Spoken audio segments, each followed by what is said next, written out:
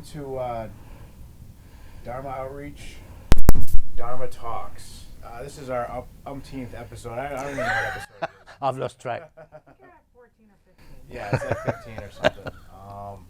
So we're back here for a new year.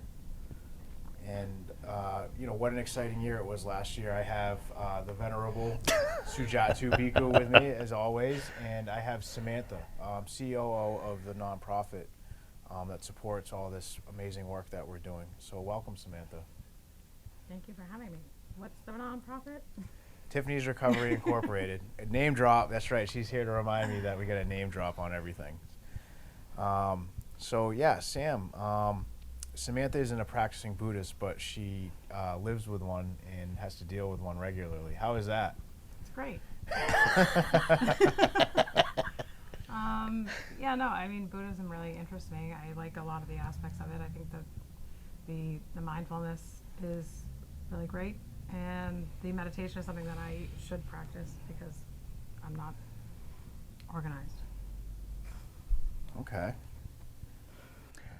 I think it's interesting for me because I've spent where are we? I've got to think now.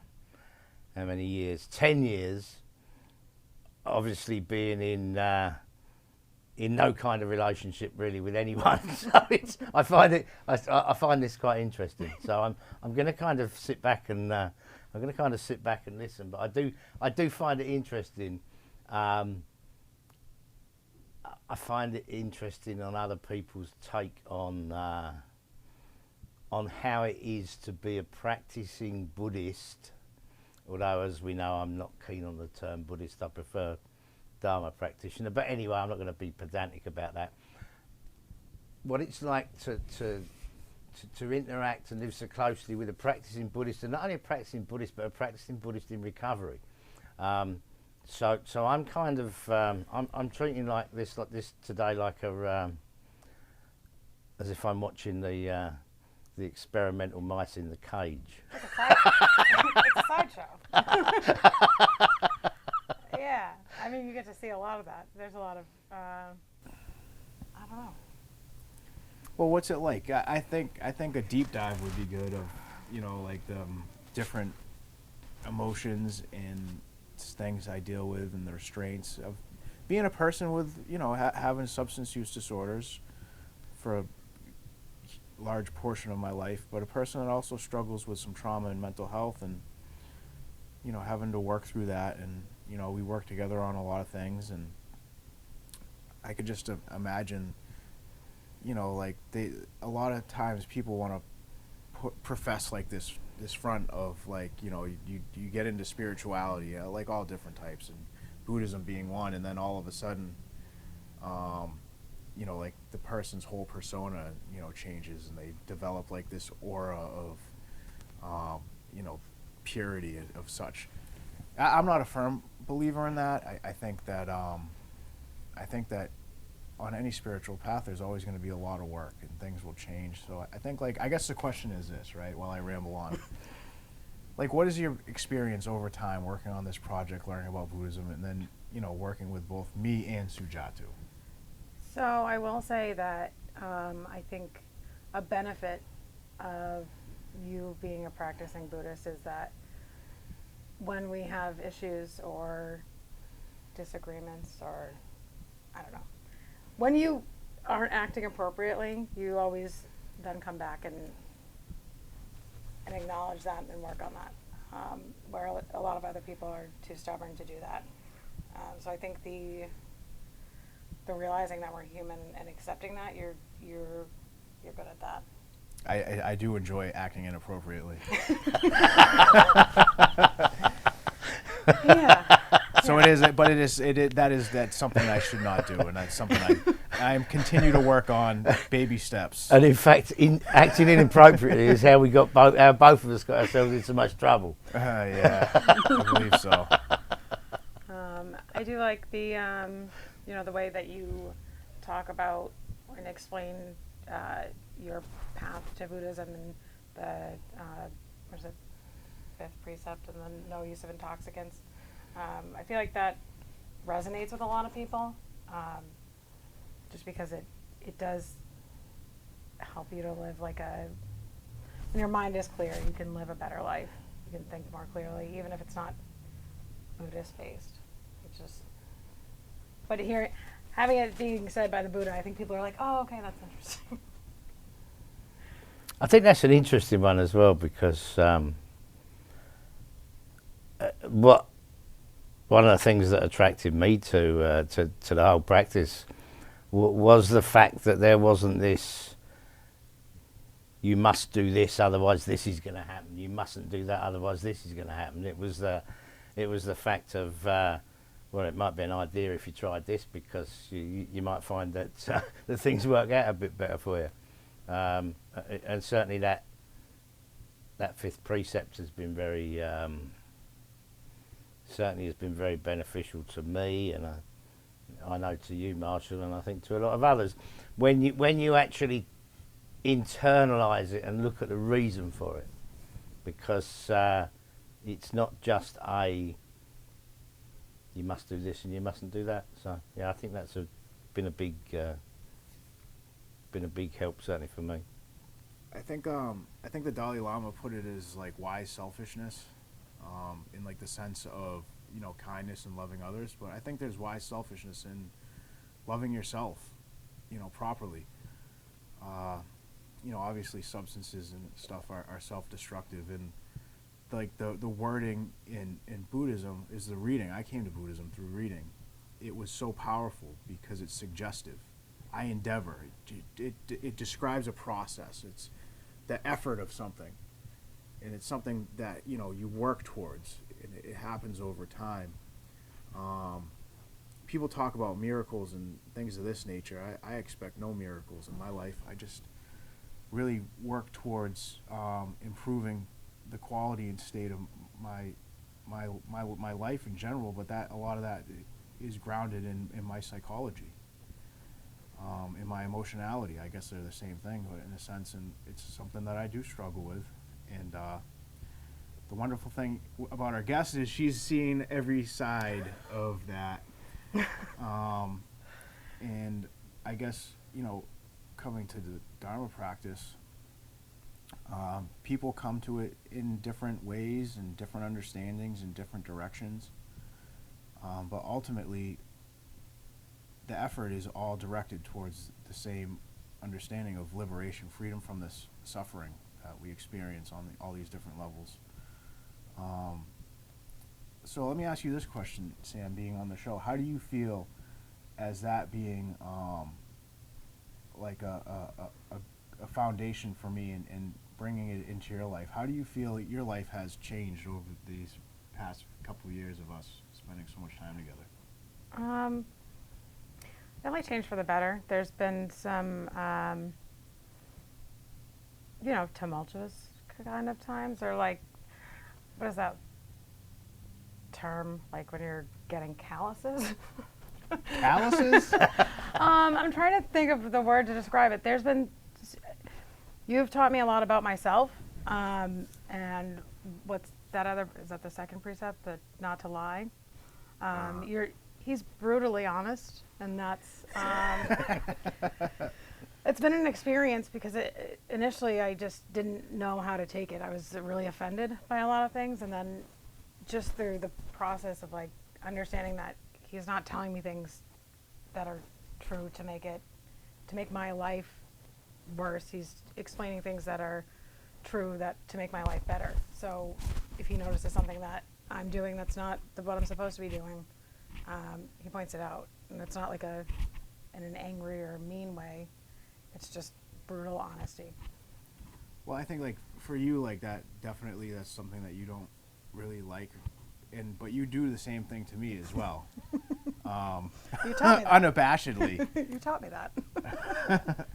But I guess like it is appreciated like on some level, and I think the beauty of it is the intention is good. You know, like I think in some cases people will criticize or, you know, can, you know, be cruel towards others and point things out or in a way that is, you know, intended to be hurtful or whatever. And I think like two people living closely together as long as we have.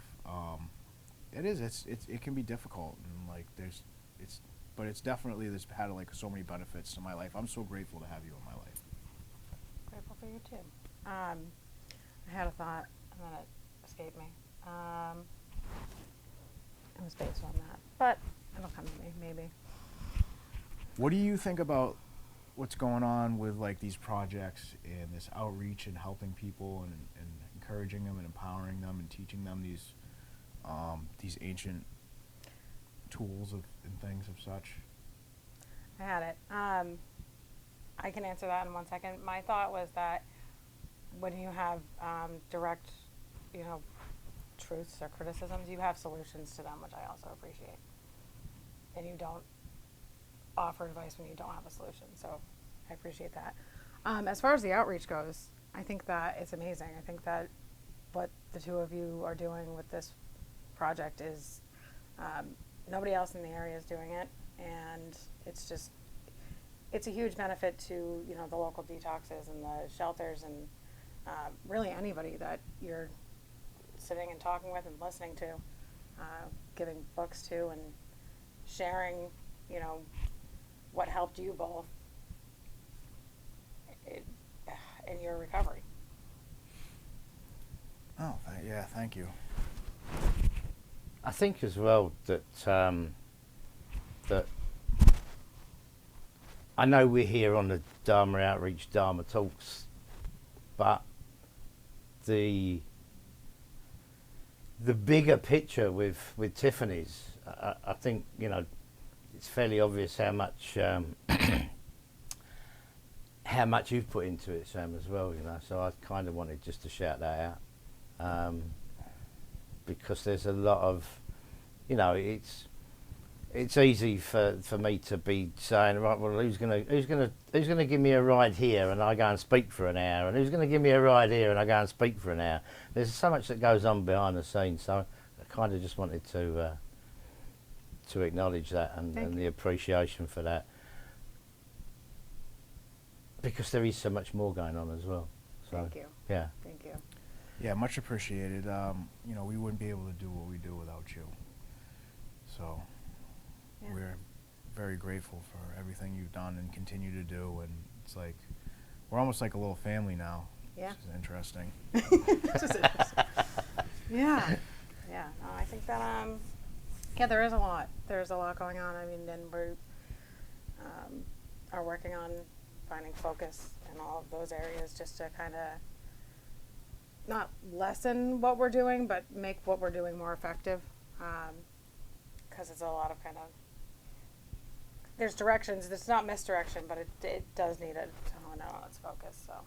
And of course, folks that see me and Marshall and a guest either in person or on this Dharma Outreach recording, there's a lot of other folks involved as well. So I'd like to shout them out as well. There's a lot of other folks involved in the bigger, give a shout out in the bigger picture of Tiffany's. I'm on a Tiffany's roll at the minute, just because I think it's important to make people aware that there's more going on.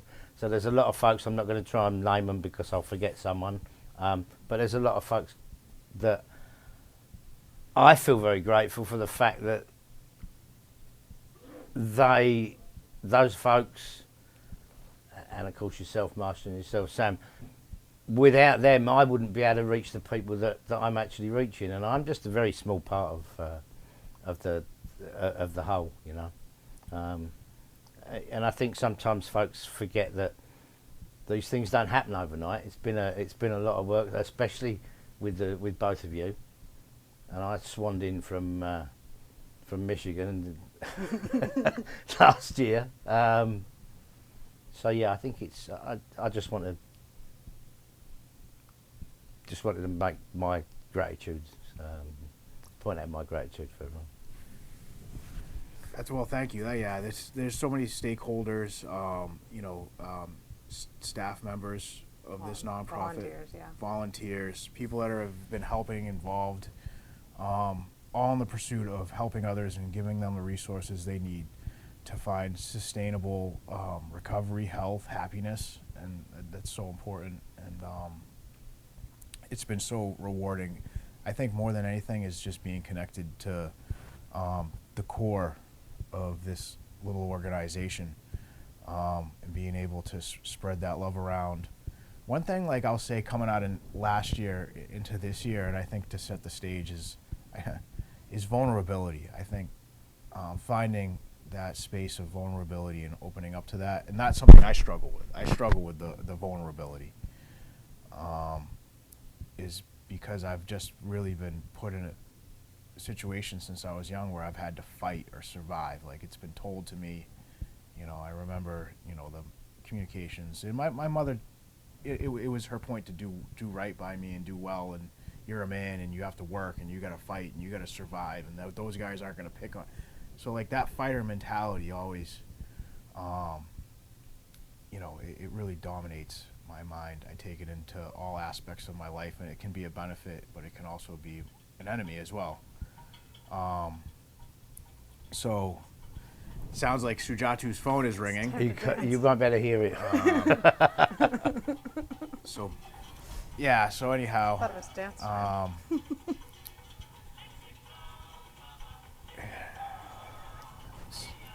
So yeah, it is like that is so distracting right now. You can't make it stop. Yeah. So do you, All right. So it has stopped ringing. I apologize. Yeah, that was a phone. But yeah, vulnerability. Like being vulnerable in those moments. Like right now, I'm vulnerable. Big mistake. Phone makes noise. I'm frustrated, and it completely derails my thought process. But it's fine. Everything's fine today, and moving into this next year is opening up to the rest of the world, giving our stories, being vulnerable, and just kind of, continue to do the work that we're doing. Here, I like the music. hold on, I'm gonna. Do you think that's okay? I mean, they edit this. Just it's a music break. It's a commercial. There we go. No, that was my fault. I apologise. At least it's a fun ringtone.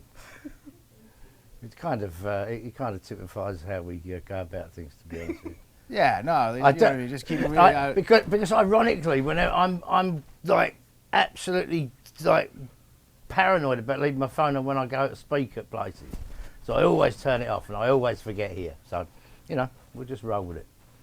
Yeah, it's in the past now, right? It's in the past. It's in the past. Yeah, well, that's it. Yeah.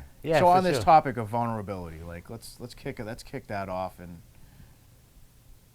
Yeah. We're all vulnerable to forgetting to mute our phones. So I don't know why you got so mad about it. It's a fun thing. I think it's vulnerability is an interesting topic, isn't it? Because I think that there is a huge reluctance, I think, for most people to admit any kind of vulnerability. But I think once we actually do that, we actually become of more use to the whole, if you like, Absolutely. Especially when we come to the terms with having to admit our limitations. So me, I can't drive, I can barely walk either, right, and I'm laughing about it, but I get through that by admitting that, and then by the kindness of other people who will drive me here and there, and it's just, I think it makes the whole more genuine when we kind of admit to both our vulnerabilities and our limitations, That's another thing that you're good at, and you train people in your work, and I hear you all the time say ask questions, because a lot of people, I know for a fact that it's hard for me to ask questions when I don't know something, and I'm getting better at that, because when you ask, you can find out answers that you don't know yourself. When you try to do things that you might only know a little bit about, you might end up, half-assed. you say that a lot, is ask questions, and I think that helps people. That helps people to be vulnerable in that, because you're giving them that that go ahead. Like, ask me anything. If you have questions, ask. So. Yeah, you open the door for that. Like, asking questions is tough.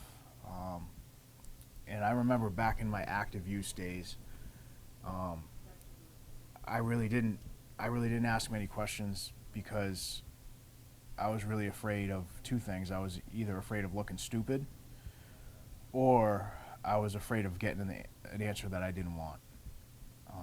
So it was always easier for me just to make up the rules and make it all up as I went along, which we all know how that worked out for me. So yeah, like that, like the training and the learning and, like, you know, the natural inquisitiveness, and then implementing that into relationships with other people and understanding that it never hurts to ask a question, has been really beneficial for me in my own life. It's important in the work that I do, and then I try to let that flow over into my other relationships in life. And I'm glad that that's something that has been helpful, because we've made a lot of mistakes. It hasn't been easy, and we have a whole new year to make more mistakes. So. Make more mistakes and corrections, yeah. And that's been hugely beneficial in, you know, even communication with my children. You know, I never thought that I wasn't communicating well with them until one of those hard truths that you pointed out to me was. But it is really effective, and I think that's part of your practice that I really do appreciate also, is showing me, like, leading by example, like how to handle a situation when it comes to, you know, making a structured life for your children that's not, you know, overbearing, but getting the information that you need to properly parent them to be good people. Oh, well, you're one of the best mothers. I think that's one of the things that I liked about you when we first started spending time together, is you're such a great mother with your children, and you're so caring and compassionate, and you're smart and inquisitive. All those really good qualities that you can take, and you can use that to help other people, which you've done. And I don't think was ever your plan, really. So. I just wanted to help you make flyers. Yeah, so that's what you did. You made flyers, and now here you are. Yeah.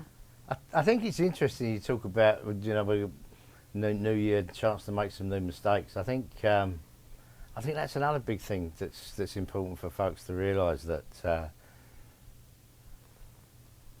let's take this Buddhist path. So lay practitioners trying their best to keep 5 precepts, and, you know, I think the important thing with that one is that if tomorrow you can only keep 4, you don't actually beat yourself up about it, and you try again. If you can only keep 3, you try again,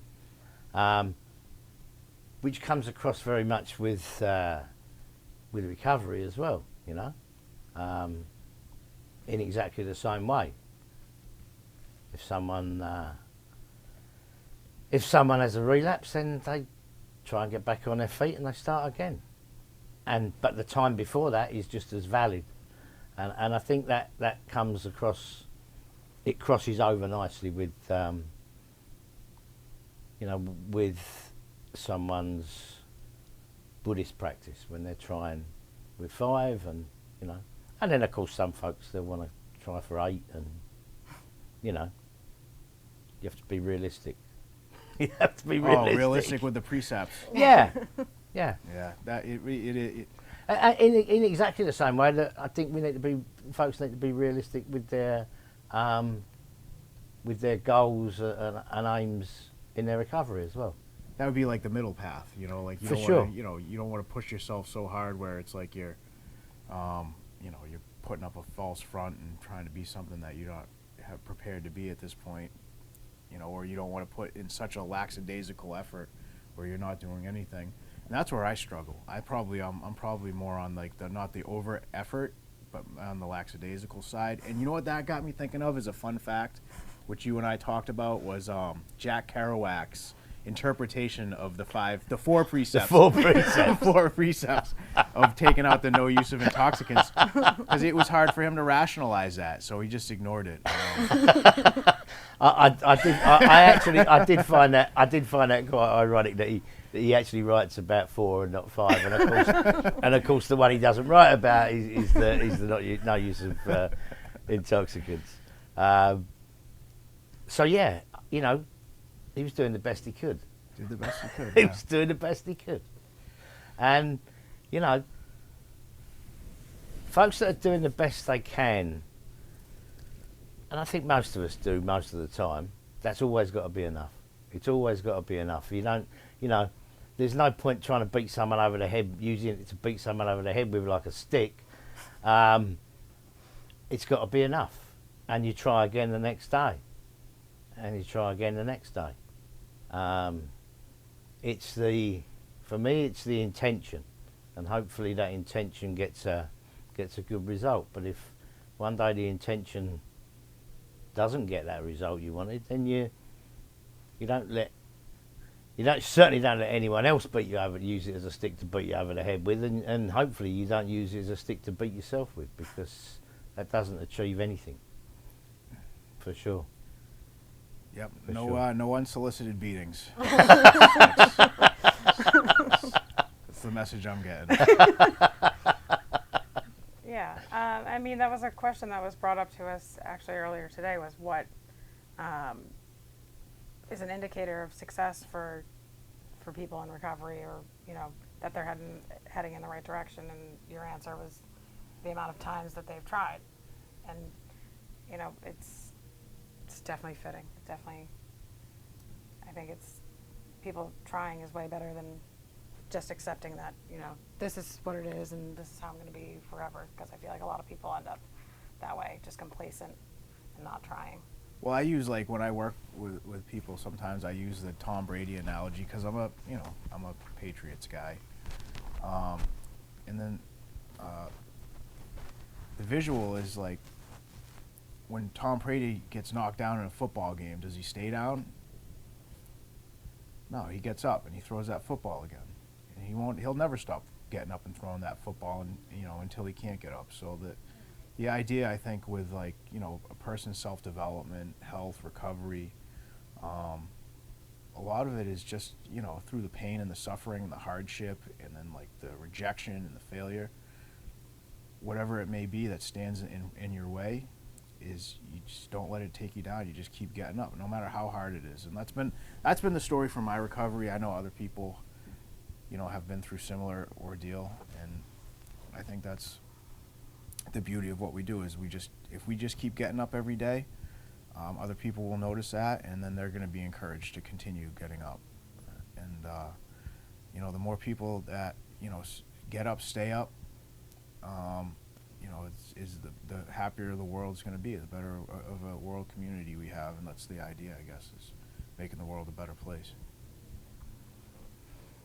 Yeah, for sure. Well, so I don't know if you guys can see the clock. I've got the huge clock in front of me, and right. we've got like just under 2 minutes to go. 2 minutes, yeah. So I would usually throw it over to our guest, but I don't know if our guest wants to. I don't want to put our guest on the spot. Thank you. Oh, this was nice. It was. I've never been. I'm always, you know, I always watch and I ask how they go, and so it's definitely been an experience. I know I didn't add a bunch, but I tried.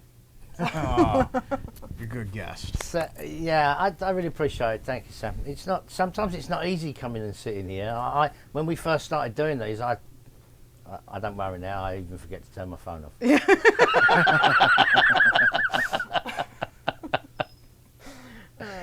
So I'm just going to shamelessly plug Tiffany's recovery as a whole for the last minute, if you guys don't mind. Yeah, please, yeah. Again, I know we usually talk about Dharma Outreach as if it stands on its own, but it certainly doesn't. It's just a small part of Tiffany's recovery, and so I'd like to just kind of put it out there. If anyone is interested in doing any virtual commitments, for sure, we're just in the process of trying to sort out virtual commitments. So not talking about having to physically be in a particular area. We're looking for people that are prepared to do, basically to speak about their own recovery path, and do that virtually. So if there's anyone listening to this that's interested, get in contact with us. Our info's out there. It's fairly easy to get in contact with us. You know, if there's any billionaires out there who want to throw us, would like to just throw us the odd few million to fund, to give us some funding, maybe to get us some property. I would say that no one in this organisation takes a cent out of it. Everyone does this for, you know, everyone does this really out of an act of generosity. So, you know, if you're out there, we're happy to accept anything that comes our way. Tiffany'sRecoveryInc.com is the website. Oh. And with that, I guess we should wrap up. Thank you so much, Sam. Thank you, Marsh.